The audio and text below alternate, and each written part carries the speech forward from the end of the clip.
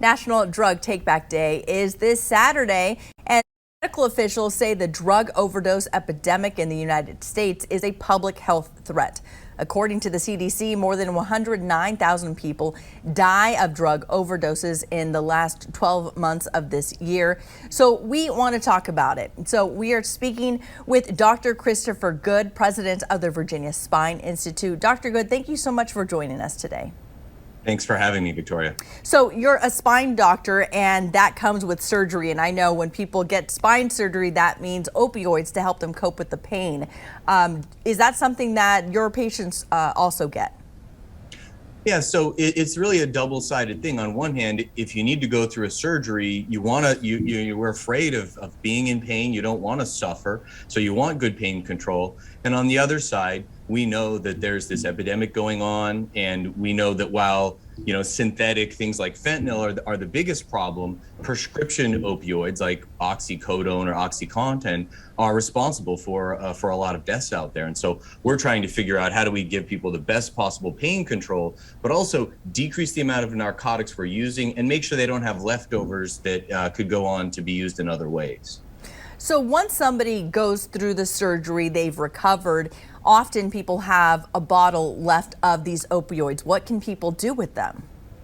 That's a really good point. We actually did a study looking at our patients, and we found that about 50% of our patients after spine surgery had leftover narcotics. Now, if you are in that situation, for example, we have National Drug Take-Back Day coming up this weekend, but there are disposal sites. You can look at the DEA webpage on ways to appropriately dispose of those. But a big focus for us is to really help to understand how do we give people the right amount and decrease over-prescribing or decrease these extra meds laying around that could go on to be an issue for people.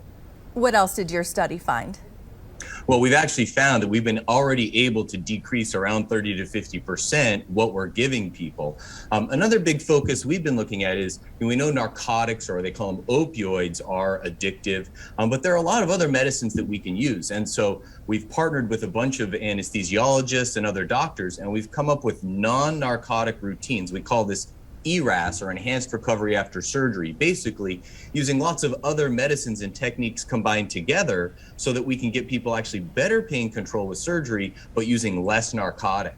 And our study we recently published looked at over 50,000 patients, so a big study, and we found that we can actually get people better pain control, but also shorter time in the hospital and lower risk of complications or going back to the hospital. And simply by using these other medicines to substitute, we're seeing a real huge benefit for people. And I think that's really exciting because we don't want people to suffer after surgery, but we also don't want them stuck on these pain medicines. And also, it's easy to suffer after recovering from surgery if they get addicted to opioids. How likely is it somebody will get addicted to those pills? Well, if you're using them for a short period of time after surgery, it's very unlikely. The times that we're more concerned if somebody is using them over a prolonged period of time, because then the body builds up a tolerance. And while again it is really the synthetic fentanyls and the illegal meds that are causing most of the overdoses, we all know that another path is starting with a prescription opioid or something from a family member, and then recreationally using that, and then getting on these more dangerous medicines. And we're hearing about those, unfortunately, on the news every day. So luckily, by decreasing the amount we're using with surgery and really getting people off quickly with these newer protocols, we're really able to majorly decrease the chances of someone getting stuck on them as a result of an elective surgery. All right, so properly dispose of them. If you have extra pills, don't throw them down the toilet, but there are actual dispensers that people can drop them off at. Is that correct? Absolutely. And there are some that can be flushed down the toilet. So if you look up your medicine on the DEA webpage, they can tell you the best way to dispense of those, or drop them off as part of National Drug Take-Back Day, or a lot of pharmacies have drop-off spots as well. So there's a lot of options for people. Dr. Christopher Good with the Virginia Spine Institute, thank you so much for your expertise this morning. Thank you.